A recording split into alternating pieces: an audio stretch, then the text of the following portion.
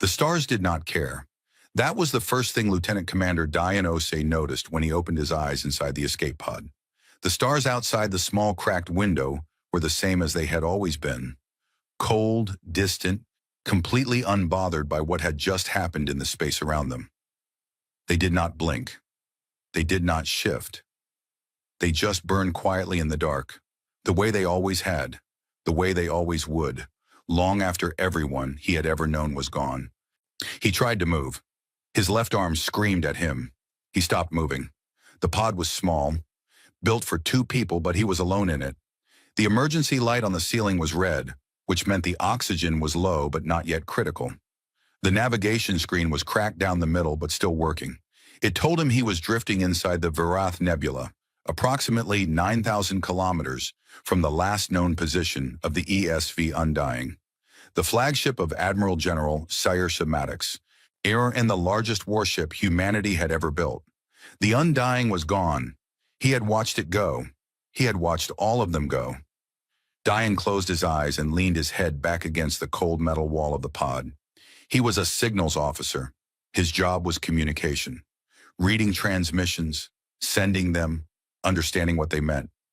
He was good at his job. He had always been good at his job, but there was no signal now. There was nothing to read and nothing to send. There was only silence. Shakuntated were in the slow spin of the pod, and the wreckage of 1,400 ships floating in every direction around him, like the bones of some enormous dead animal. He had been on the bridge of the ESV Harrowfield when it happened.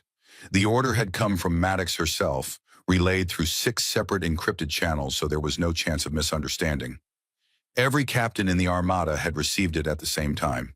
Every single one of them had confirmed receipt. And then, one by one, the ships had moved forward, not in retreat, not sideways, not in any of the evasive patterns that the fleet's tactical computers would have recommended.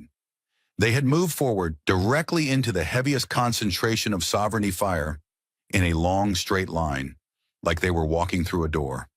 The sovereignty had been confused at first. Diane had seen it in the pattern of their weapons fire.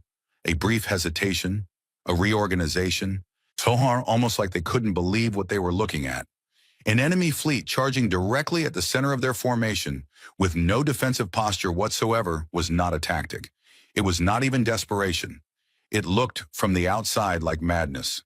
Then the sovereignty had opened fire with everything they had, and the madness had ended, and 1,400 ships had burned. Diane had survived because he had been in the lower signal bay when the Harrowfield took its killing hit.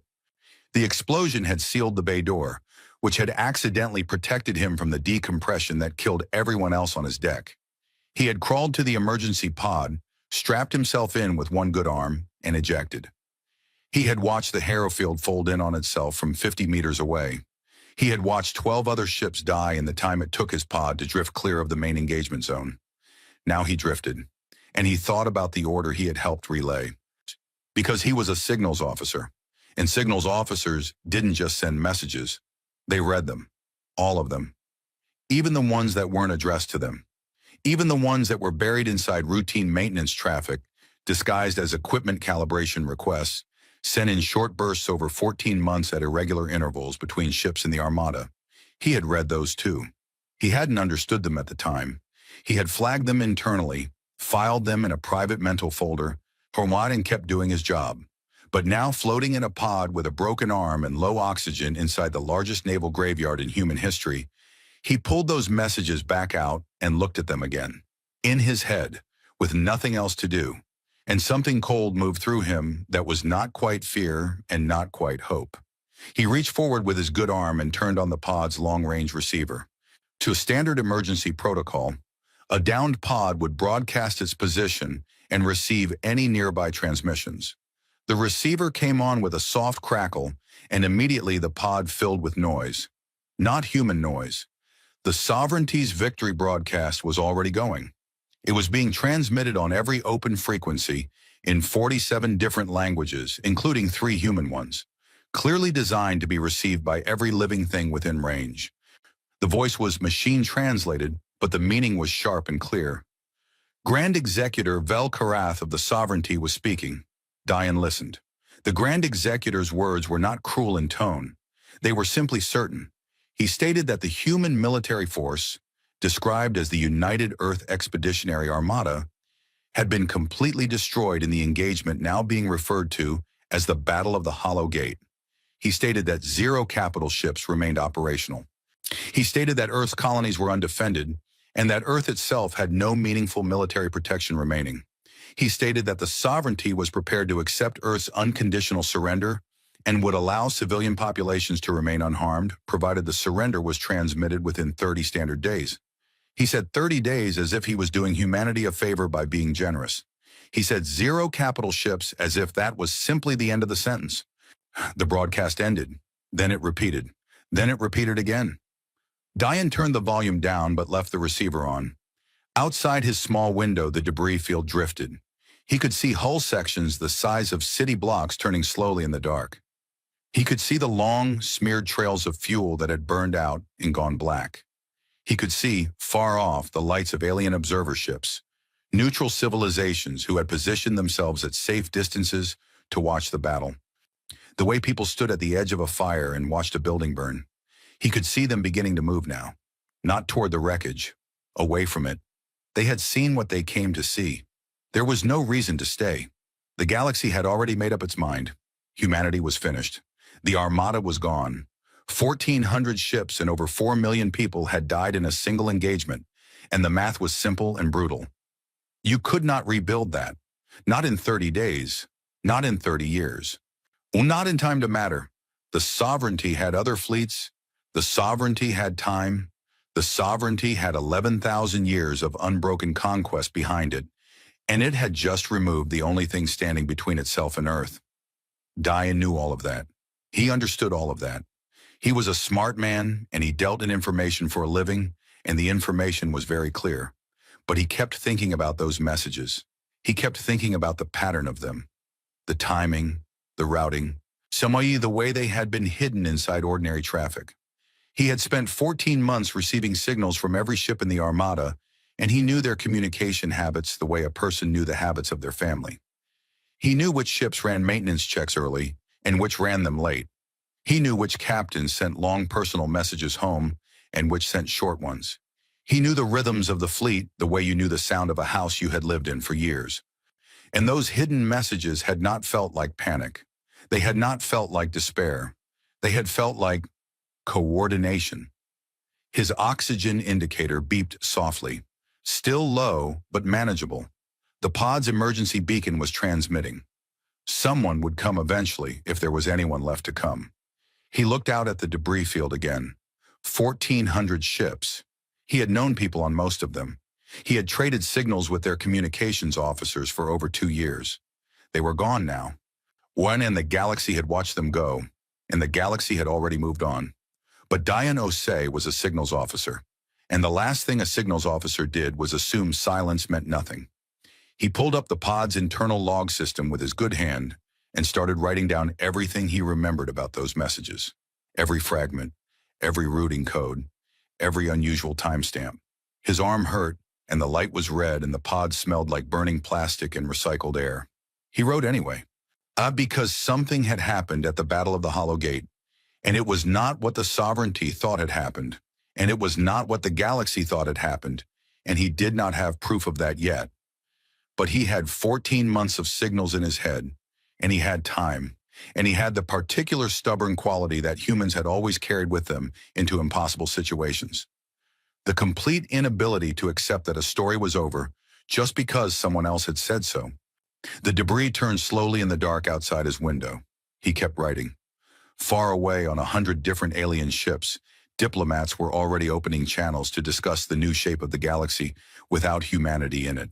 Trade routes were being reconsidered. Alliances were being quietly recalculated. The sovereignty was sending follow-up transmissions to neutral governments, reminding them that cooperation would be remembered and resistance would not be forgotten. The galaxy was moving on. In a cracked pod spinning in a field of dead ships, Diane Osei finished his notes, checked his oxygen, and began to read everything he had written from the beginning. He read it twice, then a third time.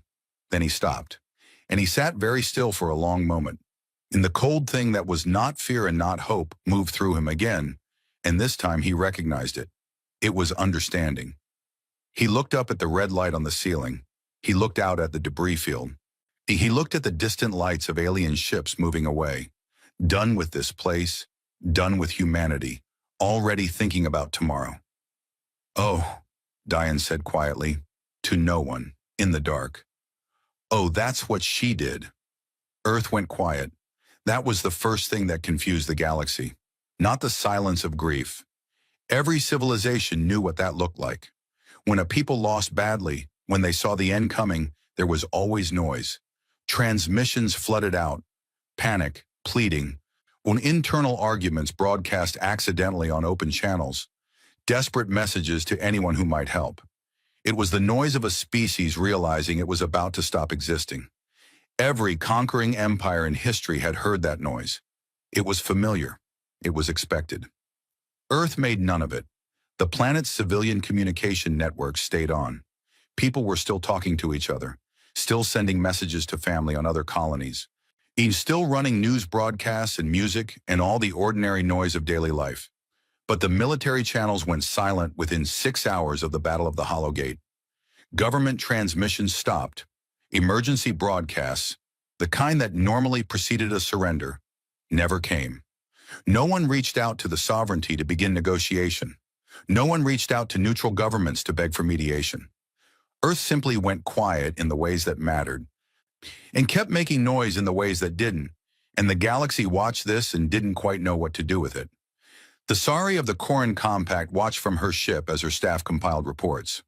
She was the senior diplomatic observer for the Compact, a small but respected neutral civilization that had been carefully managing its relationship with the sovereignty for 200 years. Her job was to watch, report, and advise. She was very good at her job.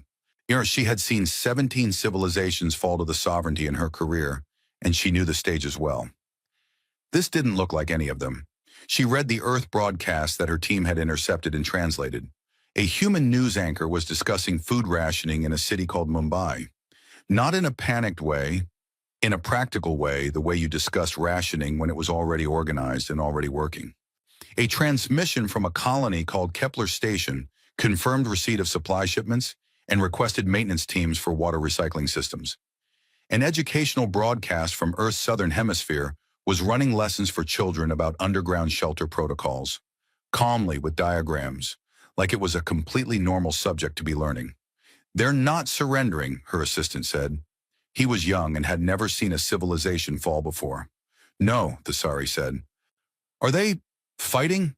Is there military activity we're missing?" The Sari looked at the data again. No military transmissions, no fleet movement, no weapon signatures anywhere near Earth or its colonies. She paused. "They're just working." Working on what? She didn't have an answer for that. Deep below the surface of Earth, in a place that had no name on any public map, Commander Yael Drak was on her 4th cup of coffee and her 12th consecutive hour of work. She was not a soldier by training. She had spent 15 years as a civil engineer before the war began, building underground infrastructure for Earth's expanding population. Tunnels, power networks, water systems, the unglamorous bones of a civilization. When the sovereignty first appeared at the edge of human space and the government began quietly preparing for worst-case scenarios, people like Yael had been pulled into the planning early, not to fight, to build, to maintain, to keep things running no matter what happened above ground. The facility she worked in stretched for kilometers under a mountain range. It had its own power generation, its own water supply, its own food production. It was built to be completely self-sufficient for a minimum of 5 years. It was also connected by deep tunnel networks to 17 other facilities just like it, spread across 3 continents. The people in these facilities were not hiding. They were working. They had been working in shifts around the clock since the battle, and nobody had stopped, and nobody had panicked, and nobody had asked Yael what was going to happen, because they all understood that the answer to that question was not the point right now. The point was the work. She was reviewing load calculations for a new power relay when the call came. A young officer appeared at her station and told her she was needed in briefing room 7. He didn't say why. She set down her coffee, She straightened her jacket and followed him through 2 security checkpoints and a long gray corridor that smelled like concrete and recycled air. The briefing room had 6 people in it. A general she recognized, Hassani, one of the senior Earth Defense Command officers, sat at the head of the table looking like a man who had not slept in several days and had made peace with that. The others she didn't know, but their uniforms told her they were from different branches, different specialties. While General Hassani looked at her for a moment and then slid a document across the table. It was a single folder, not digital, physical, printed paper, which meant it was never going to exist in any network. The cover had no title, just a name written in plain letters. Operation Undertow. Yell picked it up and started reading. She read for 11 minutes. No one spoke. The room was very quiet except for the soft hum of ventilation systems. When she finished, she set the folder down and looked at General Hassani. "How long has this been running?" she asked. 19 years, he said. She looked down at the folder again. She thought about the timing of things. The construction projects she had been part of, the ones that had seemed like simple infrastructure work, the routing decisions that had occasionally seemed inefficient but had never been questioned because the orders came from high enough. She thought about supply chains and transport schedules, and the way certain resources had moved in certain directions over certain years in ways that she had never been asked to question. The fleet, she said, at the battle, they knew. Every captain in that armada volunteered, Hassani said. Every one of them was briefed.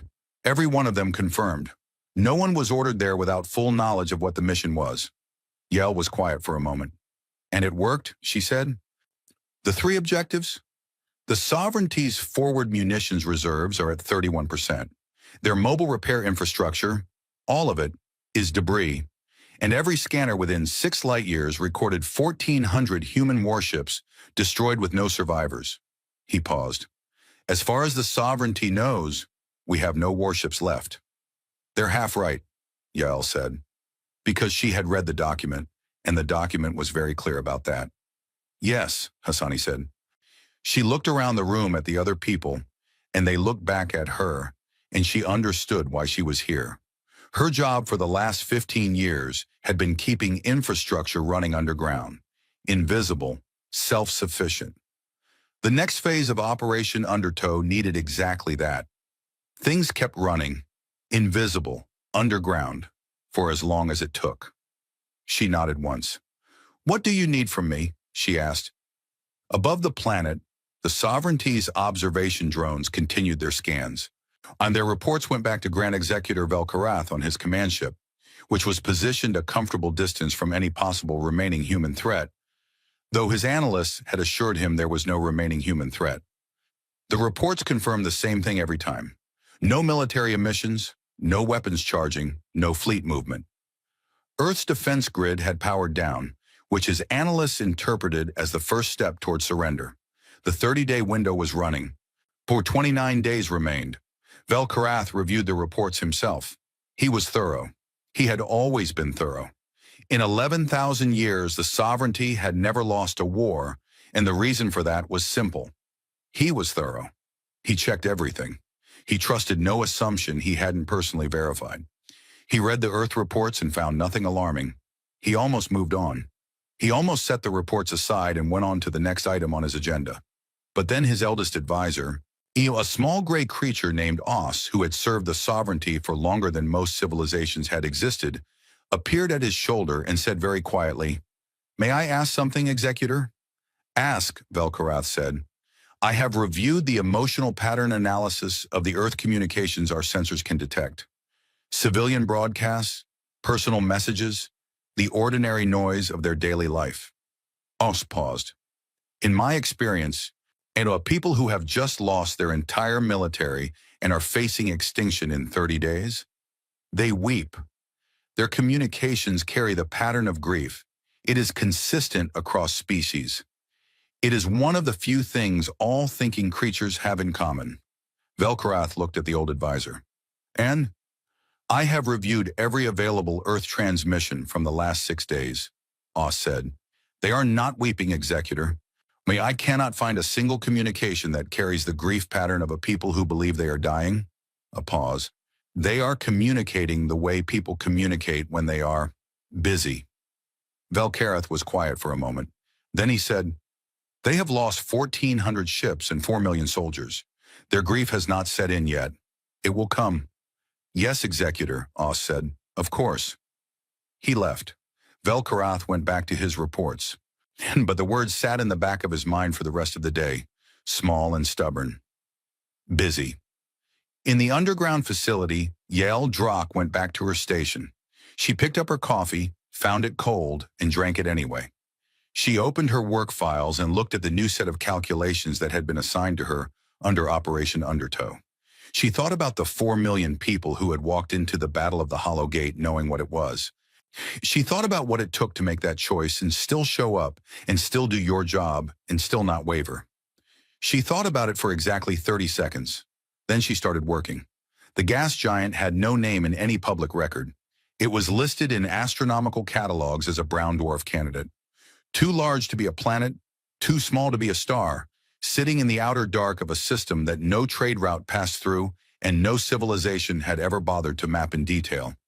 Its atmosphere was a slow boil of hydrogen and metallic storms that made sensor readings unreliable at close range.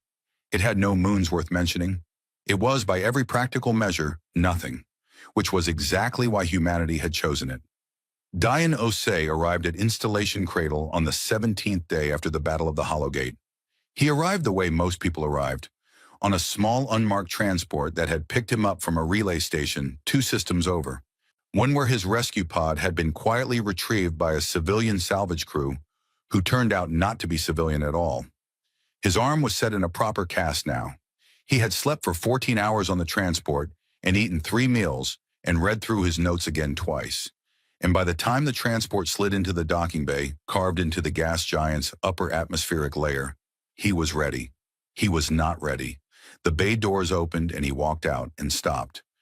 The installation stretched in every direction inside a vast excavated space in the upper atmosphere, held in place by gravity anchors and pressure systems that must have taken years to install. It was lit from above by long strips of white light that made everything look sharp and clean. And filling that space, docked in rows connected by scaffolding and work platforms, attended by crews of hundreds, were ships. Not 1,400 ships. He knew that. He knew the numbers from the documents he'd been shown on the transport, but the ships that were here were not like anything in the old Armada. The old Armada had been built for battle. Heavy weapons, heavy armor, the kind of design that said, "I am here to fight you and I will fight you until one of us is gone." These ships were different. They were quieter in shape, longer in some places, more compact in others. When they had weapons, he could see the housings. But the weapons were not the point of them the way they had been the point of the old fleet. These ships were built around something else, something operational, functional. He stood there for too long, he knew. A woman appeared beside him, Captain Reyes, the installation's senior officer, a small dark-haired person with a calm face and the kind of eyes that had looked at hard things for a long time and stopped being surprised by them. "Yeah, it's your first time seeing it?" she said. "Yes," Dian said. "Everybody stops when they walk in," she said. "You get about 30 seconds. Then you have to move because there's work to do." He moved. She walked with him. She explained as they walked. The installation had been under construction for 19 years. The workforce had been rotated in shifts. Thousands of people over the years, drawn from construction, engineering, manufacturing, mining. Nobody outside a specific clearance level knew the full picture. Everyone knew their piece. The ships were built in sections in 12 different locations across human space, transported here in cargo containers disguised as industrial equipment, and assembled inside the atmospheric shelter of the gas giant, where no long-range sensor could get a clean read on the activity. "How did you hide the power consumption?" Dian asked. Because he was a signals person, and he thought in terms of emissions. "We didn't fully hide it," Reyes said. "We disguised it. The gas giant has natural electromagnetic emissions that are erratic and strong. We tuned our power systems to emit within the same frequency ranges. Anything scanning this system from a distance sees a noisy brown dwarf. Standard readings, nothing interesting." 19 years, Dian said, almost to himself. Admiral Maddox started the planning 22 years ago, Reyes said. The first construction teams went in 3 years later, after the Sovereignty made first contact with human space. She understood what they were before anyone else in the government did. She understood that a conventional war was not winnable, and that the only way to survive was to change what the war was about. They stopped at a railing overlooking the main assembly floor. Below them, workers in gray coveralls moved between ships with tools and equipment. The noise of the place was steady and deep. Metal on metal, machinery running, voices calling to each other across the floor. It smelled like welding and machinery oil and, faintly, coffee. Diane looked at the crews. They were not military in bearing, not the kind of precision that career soldiers carried in their posture and movement. They moved like people who were focused on a specific job and completely committed to it. A doctor in a medical bay on one of the ships was running system checks on the surgical equipment. A group of people who looked like they worked in agriculture were loading something into a cargo hold. A woman in the coverall of a civil engineer was arguing with someone over a tablet, pointing at structural diagrams. "Who are these people?" Diane said. "Volunteers," Reyes said. "And we asked for people with specific skills. Not soldiers, specialists. Miners who know how to operate in dangerous atmospheric conditions. Doctors who can work in zero gravity. Engineers who understand enemy infrastructure because they spent years studying it. Programmers, logistics experts, farmers, because long deployments need food production. We took everyone who volunteered and who had something we needed." Diane was quiet for a moment. "In the Sovereignty profiled our military doctrine," he said, "before the battle. That's part of why they were so confident." "Yes," Reyes said. "They know how we fight. They know our tactical patterns, our command structures, our response times. They built their entire engagement strategy around that knowledge." "Yes," Reyes said again. She was watching him the way people watch someone putting a puzzle together. "They've never seen this," Diane said. He looked out at the floor below. "Yeah, they profiled the Armada. They didn't profile whatever this is?" "No," Reyes said, "they didn't." A young alien technician appeared beside them. A Terran, recognizable by the pale blue tint of her skin and the four-fingered hands. Her name tag read Assistant Tech Virala, and she had clearly been waiting for a pause in the conversation. She looked at Diane with the particular expression of someone who had a question they had been carrying for a long time. "I hope it is acceptable to ask," Virala said carefully. Her human language was good, but she chose her words with visible care. "I have been here for 8 months. I defected from Terran diplomatic service because I believe humanity's cause was right. I have worked here and I have seen the ships being built, and I understand the plan as it has been explained to me." She paused. "But I still do not understand one thing." "Ask," Reyes said. "Done the fleet at the battle, the 1,400 ships," Virala said. "They knew. The crews knew what the mission was and what would happen to them. I have been trying to understand why they agreed. Not why a few of them agreed, why all of them agreed. In Terran culture, in sovereignty culture, in every culture I have studied, people do not choose to die for a plan. They choose to die in battle, yes. In defense of family or home, yes. But for a strategic objective? Couldn't it be the first move in someone else's chess game?" She shook her head slowly. "I cannot understand it." Reyes looked at Virala for a long moment. The noise of the installation floor hummed below them. "They weren't the first move in someone else's chess game," Reyes said finally. "They were part of writing the game. Maddox didn't decide what to do and then asked for volunteers. She brought her senior captains in early, years early, and said, 'Here is the problem. And here is what I think the solution looks like. Tell me if I'm wrong.' And they told her where she was wrong and where she was right. And over years, the plan became something they all built together." A pause. "When the time came and she asked for volunteers, she wasn't asking people to die for her plan. She was asking them if they wanted to finish what they had helped build." Virala was quiet. "We don't send people into the fire," Reyes said. They walk in." The Terran technician looked out at the ships below. She looked at the workers moving between them. She looked for a long time without speaking, and Diane could see her working through something in her mind, recalibrating something that had sat wrong for 8 months. "I see," she said at last, very softly. "I think I see." On the Sovereignty's command ship, Grand Executor Vel Karath was on the 22nd day of waiting. 8 days remained in the surrender window.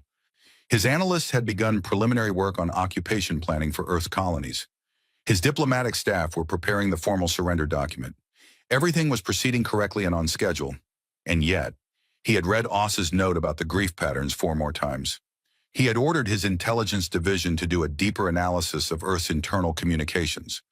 Not just the obvious channels, but the background noise, the maintenance traffic, with the ordinary civilian chatter that most intelligence work ignored as useless. His analysts had spent 6 days on it, and their report was on his desk now. He read it slowly. Earth's civilian population showed signs of stress, disrupted sleep patterns and communication timing, increased food-related discussions suggesting rationing, references to underground shelter usage becoming more frequent, all consistent with a population under threat. But also, and this was what his analysts had noted with visible uncertainty, increased productivity signals, more industrial communication, more logistics traffic, more coordination between locations, the kind of communication signature that, in sovereignty intelligence experience, indicated a population gearing up for something rather than winding down from something. He set the report down. He called for Oss. The old advisor appeared quickly, as if he had been waiting nearby. "Could you tell me about the humans you have studied?" Velkarath said. Oss considered this for a moment. "They are loud," he said. "When things are good, they are loud. When things are bad, they are loud in a different way. They are almost never quiet. They find silence uncomfortable." He paused. "In my experience." "And now they are quiet," Velkarath said, "in the ways that matter." "Yes, Executor. Is that grief? Shock?" Oss was quiet for a moment longer than usual. "I have been asking myself that question for 22 days," he said. "I have studied a great many civilizations in my service to the sovereignty. I have seen civilizations go quiet before the end." He paused again. "They weep, Executor. Every time. The quiet is full of weeping, if you listen closely enough." Another pause. "I have listened very closely to Earth." Velkarath waited. "I cannot find the weeping," Oss said. The room was very quiet. Outside the command ship's windows, the stars were cold and distant and completely unbothered. 7 days, Velkarath said. "Yes, Executor." He said nothing else, and Oss left. Velkarath looked at the intelligence report again. He looked at the word his analysts had written and then crossed out and then written again because they couldn't find a better one. Productive. He looked at it for a long time. Then he picked up his work and moved on. Because he was thorough, and there was always more work to do. And in 11,000 years, the sovereignty had never lost a war, and there was no reason to believe that was going to change now. But the word stayed. On the 29th day, Earth transmitted. Every civilization within range received it simultaneously. Every ship, every station, every diplomatic outpost, every scanner array that happened to be pointed in the right direction, they all received the same signal at the same moment. The sovereignty's intelligence officers flagged it immediately and routed it to Grand Executor Velkarath within minutes of arrival. It was not a surrender. It was a list. Names, human names, read aloud by a single human voice. Calm, steady, unhurried. The voice belonged to a young man who had been selected for this task specifically because his voice was clear and because he could maintain that steadiness for as long as it took. He had practiced for 3 weeks. He had been told what he was going to read, and he had sat with that knowledge and decided he could do it. He began reading. ESV, Undying. Then the names of every crew member assigned to that ship. 712 names, first and last, spoken clearly, one after another. Then ESV Harrowfield. Then its crew. 643 names. Then the next ship. Then the next. Then the next. Across the galaxy, alien translators received the transmission and began their work. Most civilizations had automated translation systems for human language. After 30 years of contact, human speech was well documented. The translation came quickly, and then the translators sat with what they had translated and understood what they were listening to. 1,400 ships, over 4 million names. It would take 11 hours to read them all. On the neutral observation station Concord Prime, Thesari of the Corin Compact had been listening since the first minute. She sat in her office with the transmission playing through her speaker, and she did not move and she did not speak, and she did not ask her staff to turn it off. Her assistant came to the door twice. The first time she waved him away. The second time he stood in the doorway and listened for a while before quietly leaving. Other delegations at Concord Prime were reacting differently. The sovereignty's diplomatic attaché had sent a formal note stating that the transmission was an emotional display designed to delay the surrender deadline and should be ignored. Several smaller civilizations had initially agreed, and then, after listening for an hour, had quietly stopped responding to the attaché's follow-up messages. The names kept coming. Thesari had spent her career managing relationships between civilizations, reading the meaning behind actions, and understanding what a people was saying when they weren't saying it directly. She had thought she understood humans reasonably well. She had found them loud and impulsive and strangely optimistic in ways that other civilizations were not. She had respected them in the way you respected something unpredictable, carefully and from a slight distance. She understood now that she had not understood them at all. This transmission was not grief. It was not despair. It was not even primarily for the sovereignty. She didn't think the humans cared very much whether the sovereignty heard the names or not. This was something else. This was a civilization saying clearly and in a language that needed no translation, "We know what these people chose to do, and we know why, and we are not going to let them be a statistic. We are going to say their names out loud to the entire galaxy, and we are going to take 11 hours to do it, and we do not care who is listening." This was a people who had already decided what they were. She thought about that for a long time. And then she asked her assistant to bring her the file on Operation Undertow. The document that had been quietly circulated to certain senior neutral government officials 2 weeks ago by an anonymous human contact who had said only, "You may want to read this before the 30th day." She read it again. This time she read it with the names still playing in the background. At Installation Cradle, the fleet was already moving. As the ships had begun departing from the gas giant's atmospheric shelter, starting on the 28th day, in small groups, on staggered schedules, each group traveling through a different route to the same general destination. They moved without transponders. They moved without communication emissions. They moved the way a hand moves towards something in the dark. Slowly, quietly, with complete intention. Diane Osei was aboard the ESV Ember, one of the mid-range coordination vessels. His job was the same as it had always been. Signals. But his job now was not to send signals. It was to listen to the sovereignty's signals and understand them in real time, and to relay that understanding to the ships around him so that the fleet could adapt as the situation changed. He sat at his station and listened to his equipment and thought about the voice reading names 4 light years away. Captain Reyes had explained the battle plan to the senior staff 3 days ago. It was not a conventional battle plan in any sense of the word. There were no designated engagement positions, no lines of approach, no calculated exchange ratios. The ships were not going to form up and trade fire with the sovereignty fleet. They were going to do something the sovereignty had never had to defend against because no one had ever tried it on them before.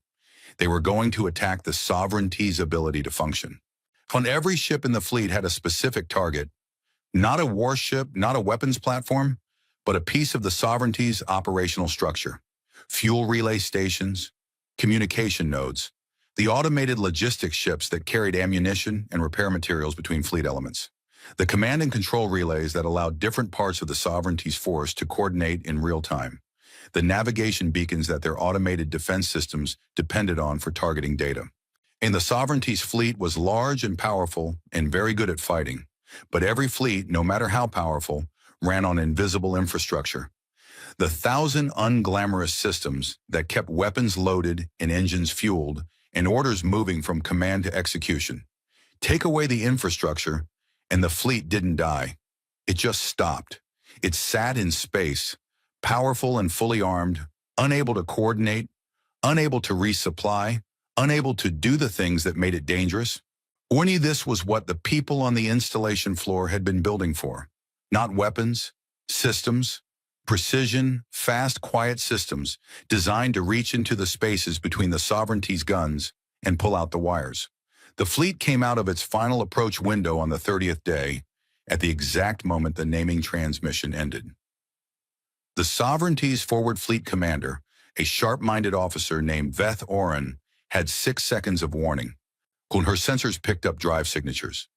Too many to count quickly, coming from multiple directions, not matching any known human vessel profile. She opened her mouth to give an order. Her communication system went offline. She switched to a backup channel. It was also offline. She reached for the emergency relay panel and found it was emitting nothing.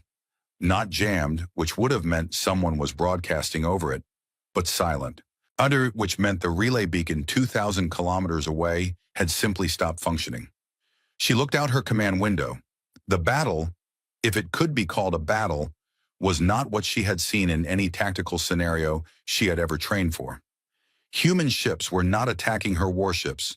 They were moving through the fleet's formation like water through gaps, ignoring the gun platforms, ignoring the weapons batteries, going directly for everything else. Fuel lines were being cut with precise short-range pulses. Communication ships were being boarded. Not destroyed, boarded. And their transmission systems disabled from the inside.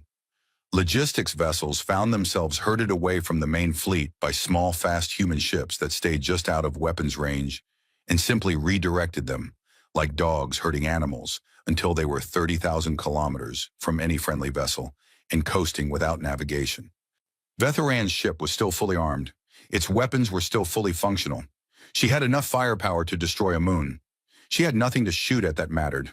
Within 4 hours, the Sovereignty's forward fleet was the most powerfully armed debris field in the sector.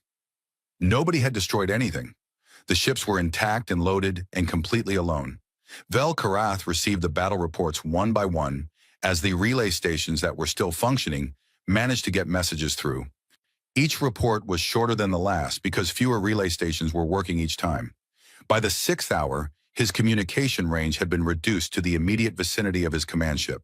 He sat in the silence of his command room and read the last report twice. Then he asked for Oss. Oss came. He looked at the Grand Executor's face and said nothing. He waited. "They planned this before the war began," Vel Karath said. His voice was quiet. He was not a man who raised his voice, not in triumph and not in crisis. "They built the second fleet while we were watching the first one. They burned their own people to make us believe them. They spent 19 years building ships we had never seen, crewed by people we had never profiled, targeting systems we had never thought to defend." He paused. "And they spent 11 hours saying the names of the dead before they moved." Oss said nothing. "Tell me," Vel Karath said. He looked at the old advisor with the first genuine question he had asked anyone in a very long time. Not a test, not a challenge, a question. "What do you do against an enemy who treats their own extinction as a tactic? Who plans around it? Who volunteers for it?" Oss was quiet for a moment. "I don't know, Executor," he said honestly. "I have never seen it before." Vel Karath looked at the silent communication panel. He looked at the battle reports. He looked at the stars outside his window. "Cold and very old." "Neither have I," he said. The command room was very quiet. Somewhere in the distance, or perhaps it was only in his memory, because he had listened to the transmission for 2 hours before his aides had quietly suggested he might have other things to attend to. He could still hear the voice reading names. Steady, unhurried, every single one. He sat with that for a long time. Then he opened the one communication channel that was still fully operational. The one his engineers had been unable to reach and disable, because it was routed through a relay he hadn't known existed until 20 minutes ago. It connected to a human ship. He opened his mouth to speak. He had a great many things prepared to say. Positions, demands, the formal language of power, reasserting itself even in a bad situation. He closed his mouth. He had been thorough for 11,000 years. And the one thing thoroughness had always required was honesty about the information in front of you. The information in front of him was very clear. He pressed the communication panel and said, "I would like to speak with whoever is in command." The voice that answered was not what Vel Karath expected. He had expected a general. Someone with the particular quality of voice that commanders had. Measured, formal, one of the careful speech of a person who had learned to never say more than they intended. He had spoken to many commanders in his time, on both sides of peace agreements and surrenders. He knew the voice. This voice was tired. Not defeated tired. Not grieving tired. The specific kind of tired that came from a very long job that was almost finished. The kind of tired that sat underneath everything a person said like a floor they were standing on. "Ori, this is Admiral General Cyrus Maddox of the United Earth Expeditionary Force," the voice said. "I've been expecting your call." Vel'Karath's intelligence staff scrambled for a moment because their records showed Admiral General Maddox's flagship, the ESV Undying, as confirmed destroyed at the Battle of the Hollow Gate. Her status had been listed as killed in action for 30 days. On the sudden appearance of her voice on a live channel produced a series of rapid, urgent whispers among his staff that he silenced with a single raised hand. "You survive," he said. "Escape pod," Maddox said. "I've been floating in the Varath Nebula for a month. My crew got me out before the Undying went down. I told them to leave me there until the right moment." A brief pause. The signaling equipment on a standard escape pod has a very long range if you know how to configure it. And I had time to learn. Vel'Karath looked at his staff. One of them confirmed quietly that yes, a lifeboat-class signal could theoretically reach current communication relays with the right modifications, though it would take considerable technical knowledge. "You were there," Vel'Karath said. "You watched the battle from an escape pod." "Yes," Maddox said. "Your entire first fleet," he said. "You watched them go." A pause, longer than the ones before it. "Yes," she said again. And that single word had something in it that was not quite grief and not quite pride, and was entirely its own thing. Vel'Karath looked at the battle report still spread on his console. He looked at the silence where his communication network used to be. He looked at the status indicators for his forward fleet, all showing operational, all showing fully armed, all showing alone and stranded and useless. He had not lost a single ship. He had simply lost the war. "You have term," he said. It was not a question. "I have a proposal," Maddox said. The distinction in her voice was deliberate. He noticed it. "A proposal suggests negotiation," he said. "It does," she agreed. He waited.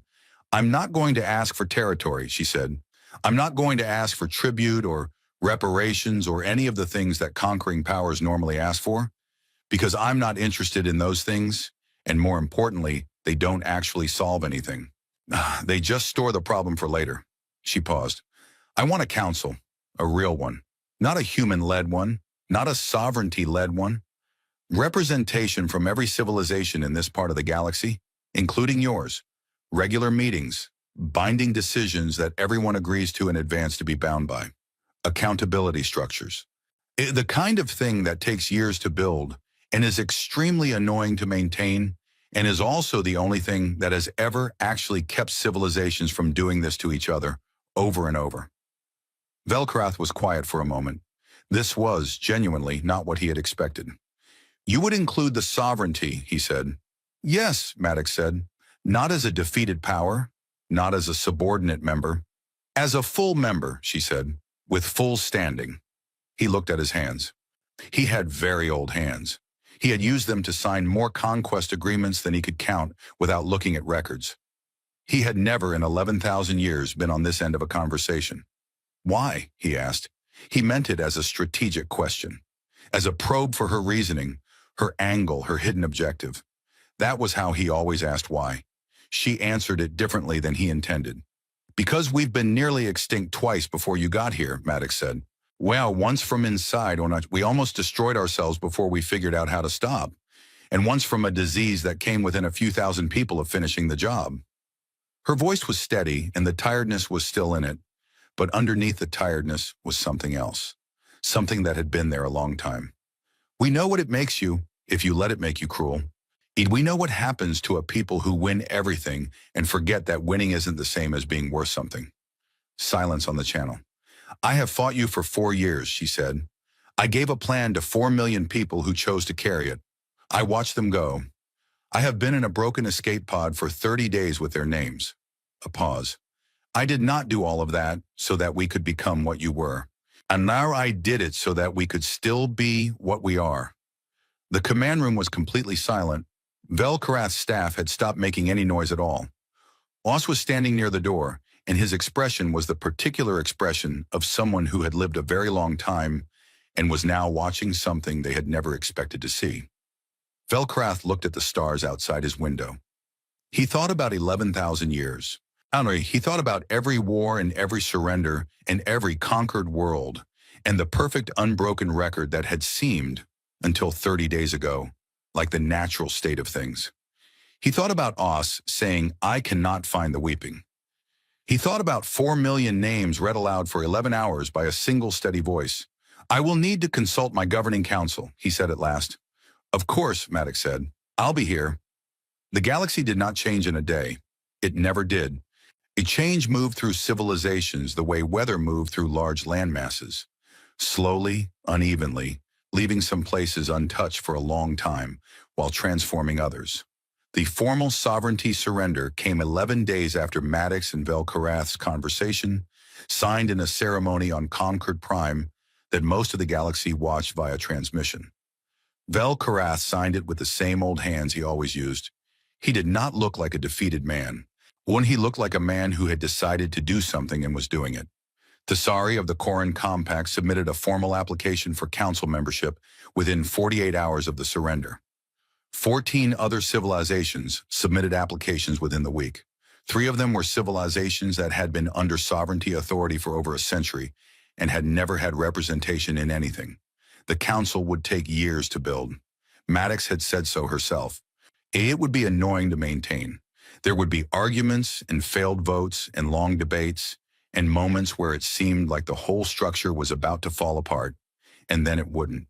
And then there would be more arguments. It was already working. Dionysos went back to the Verath Nebula.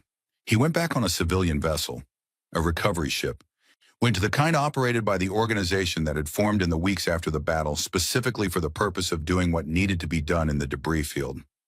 There were 14 of these ships now, with more being built. Their crews were volunteers. Some of them had lost family in the Armada. Some of them had no personal connection at all and had simply looked at what needed doing and decided to do it. It was going to take years, they had been told. On the debris field covered an enormous area of space. The work was careful and slow by necessity. Recovery work always was. Every piece of wreckage had to be approached slowly, examined, documented. Remains had to be treated with care. Black boxes had to be collected and preserved. Personal items, and there were many because people who knew they were going on a one-way mission tended to bring things that mattered to them, had to be cataloged. Dian had volunteered within 3 days of the surrender. He had been asked gently whether he wanted to take more time first. He had said no. He had been given a berth on the recovery ship and a specific sector of the debris field to work in, and a set of equipment he had been trained to use over 2 weeks. He stood at the observation window on the morning of his first full day of work and looked out at the wreckage. It looked different from inside the escape pod. From the pod, it had looked like the end of everything, and the stars had been cold and indifferent, and the silence had been the silence of a grave. From here, on a ship full of people with tools and purpose and coffee that was too strong but existed, it looked like work, important work, the kind of work that was going to take a long time and was worth the time it took. He could see the hull section of a ship he recognized, the ESV Constant Shore, whose signals officer he had traded calibration data with every Tuesday for 2 years. Her name was Lieutenant Priya Achebe, and she had a dry sense of humor and had once spent 40 minutes helping him debug a transmission fault that turned out to be a loose wire. Her name had been in the transmission. He had listened for it in the middle of the night on the eve of the battle, and he had heard it, and he had been glad. Not that she was gone, but that she had been said, that she had been counted, that her name had gone out to the whole galaxy on an open frequency, and the whole galaxy had been required to receive it whether they wanted to or not. He put on his equipment and went to work. 3 months later, a 6-word transmission arrived at Concord Prime from the Sovereignty's administrative capital. It was sent on an open frequency, no addressee, no official header, no diplomatic markings. Every translator at the station received it. 6 of them worked on it independently, and all 6 arrived at the same meaning. They checked each other's work and confirmed it and then sent the translation to the Sari, who read it twice and then sat with it for a while. She forwarded it to Maddox, who read it and looked out the window of her office at Earth's sky and said nothing for a long time. The transmission was from Velkarath, former Grand Executor of the Sovereignty. Retired from command as of 30 days ago, by his own request, when at an age that most civilizations would not have had a word for. 6 words. Thesari had pinned the translation to the wall beside her desk because she had a feeling she was going to want to look at it for the rest of her career. Maybe the rest of her life. It said, "I did not know they were serious." In the Verath Nebula, Dian Osei worked. The stars were still cold. The debris still drifted. There was still so much to find, so many names to bring home. What he had packed for years, and he would be here for years, and he was not finished, and he knew it. He went back to work. That was the thing about humans. That had always been the thing about humans. You could burn their fleets and strand their ships and tell the galaxy they were finished, and they would go quiet for a while. Not because they had given up, but because they were busy. And then they would get up, and they would get to work, and they would keep going until the job was done. They had always been like that. Long before the stars, long before the ships, long before the wars, they had always been the kind of thing that outlived the fire.